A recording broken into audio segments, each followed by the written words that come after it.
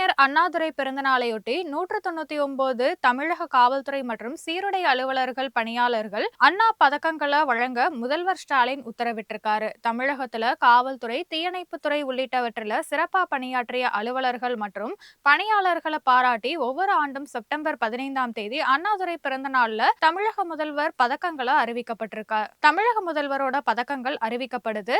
அதன்படி அண்ணாவுடைய பிறந்த நாளையொட்டி காவல்துறையில தலைமை காவலர் முதல் காவல் கண்காணிப்பாளர் வரைக்கும் 150 பணியாளர்களுக்கும், தீயணைப்பு மற்றும் மீட்பு பணிகள் துறையில உள்ள தீயணைப்பு வீரர் முதல் துணை இயக்குனர் வரையிலான 22 பணியாளர்கள் மற்றும் அலுவலர்களுக்கும், சிறைகள் மற்றும் சீர்திருத்த பணிகள் துறையில உள்ள முதல் நிலை சிறை காவலர் முதல் உதவி சிறை அலுவலர் வரையிலான 10 பணியாளர்கள் மற்றும் அலுவலர்களுக்கும், ஊர்காவல் படையில ஊர்காவல் படை வீரர் முதல் படை தளபதி வரையிலான 5 ஊர்காவல் படை அலுவலர்களுக்கும், விரல் ரேகை பிரிவுல 2 கூடுதல் காவல் கண்காணிப்பாளர்கள் மற்றும் 4 தடய அறிவியல் துறை அலுவலர்கள்னு மொத்தமா 193 பேருக்கு தமிழக முதல்வருடைய அண்ணா பதக்கங்களை வழங்க முதல்வர் ஸ்டாலின் ஆணையிட்டிருக்காரு.